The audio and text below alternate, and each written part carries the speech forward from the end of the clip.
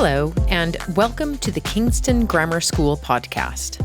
With the school motto of work well and be happy ever present in all aspects of the curriculum and co-curriculum, Kingston Grammar School is one of the most successful co-educational schools in the UK. I'm your host, Shannon Delwish, and regardless of how you came to find us, I hope you learn a bit about Kingston Grammar School while you're here, and I know that as one of our listeners, you will quickly start to feel more a part of the inclusive KGS community. We're pleased to welcome you. Last week, we featured a conversation with old Kingstonian Jon Alexander about his book, Citizens, and his work around the citizen story. In his previous career in the advertising field, Jon started questioning the consumer story in which we have all, consciously or subconsciously, been active participants for our entire lives. As Jon says, the headlines of our time are enough to make anyone feel helpless.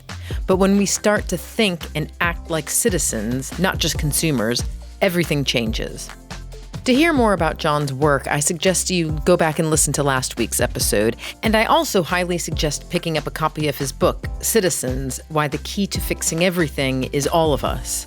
It's a thought-provoking read that sheds a positive light on the potential future of our civilization. This week, we are focusing on Jon's time at KGS whilst he reflects upon his privilege growing up and the responsibilities which accompany that privilege. Jon, take us back to when you were at KGS. What are your memories of time as a student? I was a bit of a geek. I was quite a passionate student. I really loved the subjects I did. I had some wonderful teachers. But I think the main thing I had was a real passion for learning and a real curiosity. And I think the school holds the space for that very well. When I compared it to the upbringing that many of my fellow students at university or whatever had, there was much more of a sense of questioning, a sense of sort of trying to understand and build your own picture of the world that I took from my education. I think also the other thing that I value in retrospect is the sense in which a kind of multicultural community is kind of taken for granted at KGS. Like the backgrounds of the students, everyone was simply treated as an equal, and in a way that I took for granted, but the more I carried on through my life, I realised wasn't something to be taken for granted. And I think that's a wonderful thing.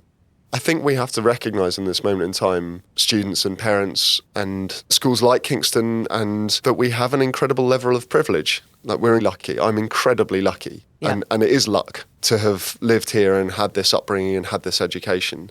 Having the humility in this time to understand that talent and intellect are actually universal, but resources and opportunity aren't, is so critical to the step into a world where we really can tap into the ideas and energy of everyone. And I think that doesn't mean that we should stop doing what we're doing or give it all away or close down or any of this stuff. But what it does mean is that if we have that privilege, it's incumbent upon us to acknowledge that and use the power that gives us as an opportunity. Look, I'm 6 foot tall, white, straight. I'm basically the icon of privilege in many ways.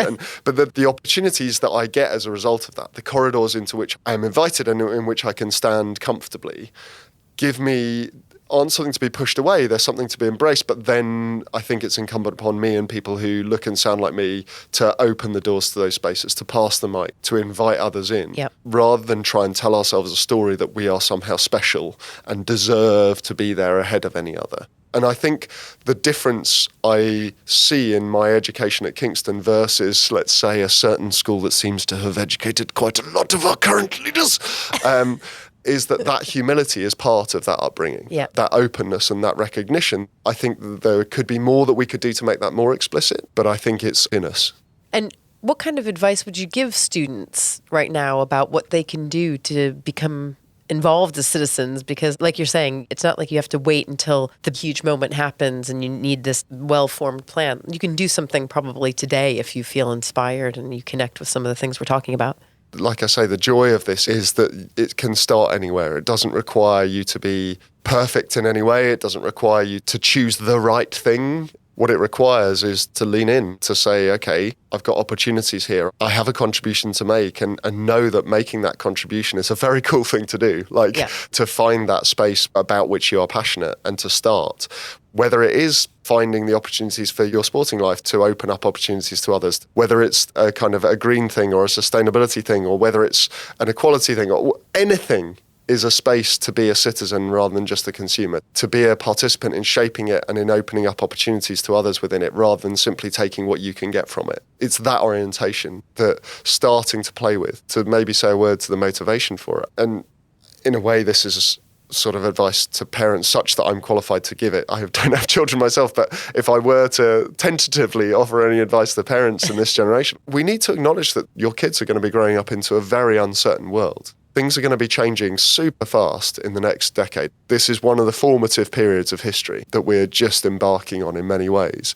And there's no point pretending that that's not the case. There's no point trying to insulate your child against that. There's no point trying to insulate yourself against that as a student. It's coming. What you can do actually, though, is see it as deeply exciting. Like in many ways, I'd say there's no more exciting time to be alive than now. We're going to be the generation, you are going to be the generation, they are going to be the generation that figures out a new way for our societies to work. And frankly, being at Kingston Grammar makes you better equipped than any of the posher schools that probably aren't even being shown that opportunity, or those from less privileged backgrounds who might not be given the tools so early in life to step into it. You can see these challenges, you can see the climate emergency and sort of go, oh, we have to protect from that. We have to pretend that we have to buy a bigger thing, and it's not going to work. Or you can see it as, this is the most exciting time to be alive. I think it kind of circles back also to what you were saying, that you obviously took academics very seriously, but you still allowed yourself to think outside of the box and challenge ideas. We know that the structures and modes of our society needs to change. One of the bits of theory, as it were, that I find most powerful in this work and maybe most helpful is a guy called Barry Mason, who's a psychotherapist, talks about the concept of safe uncertainty. And in doing so, he distinguishes between safety and certainty and draws the two apart and says that, like, we need safety, we need psychological safety, but safety doesn't derive from knowing exactly what will happen. And I think as a school, as a metaphor for education, that is potentially exactly what we need in this moment in time. Like the idea of cultivating young people who feel safe, who find one another and yet don't go into the world going, I will do exactly what I did yesterday, or I will do what my parents did, or I will do, because the world is changing and it's going to change faster than ever in these 10 years. And if we can go into that world safely uncertain, I think that's the place we need to be. And I think safely uncertain yet confident that you are not completely covered in cotton wool. Right, exactly. You've got the confidence that you've fallen, and that's okay. Yeah. Where would you direct students or any listeners to? What's the website? Where can we sign up? I thought that was going to be a much more meta question. Where should they go in the world? Well, it's got to start with where they can go on the web. So there's more information on the book at jonalexander.net, no H in John. I would love to know what you think. I'm on Twitter and LinkedIn and various things, and I'm a voracious chatterer, as you have probably been able to tell from listening to this podcast. So I'm very interested to know what you make of it, where you want to go, what you'd change, and very up for connecting with students and parents. I have a question that I try and hold and try to repeat to myself every morning, and it's the question that closes the book, and it's this, like, what would you do in this time if you truly believed not just in yourself but in those around you? And I offer that maybe as a where to go, not a destination or a map, but maybe a compass to hold. A starting point, at least. Oh, thank you so much, Jon. I mean, there's so much more. So I'll be in touch on Twitter. No, but thank you for coming and talking about everything, and best of luck for what will be. Whatever happens next. Whatever the heck the future holds. Uncertain. Safely uncertain. Safely uncertain. I like that. Thank you for having me. Thank you for listening to this episode of the Kingston Grammar School podcast. If you would like to learn more about Jon Alexander and join in on the citizen story conversation, head on over to jonalexander.net, no H in John, as he says, where you'll find direct links to his Twitter, LinkedIn, and Facebook accounts. Next week, you'll be knocked for six as we cover all things KGS sport in a lively sit-down with Headmaster Stephen Lehek and KGS Director of Sport, Andy Watts. We would like to hear from you. Get in touch to tell us what you're enjoying about the podcast and join other listeners in suggesting topics which you'd like to learn more about. You can email us at podcast@kgs.org.uk. And there are endless platforms on which you can access this podcast: Spotify, Apple, Acast, Amazon, SoundCloud, or YouTube for starters. So please recommend this podcast to friends and family, as it is so easily accessible to any and everyone. And remind them it's free. Oh, and follow, download, or subscribe to the series, and do take a moment to rate and review the podcast. It takes but a moment, and it makes a huge difference to us because it makes us more visible for those who are searching for us. Special thanks to our guest in this episode, Jon Alexander.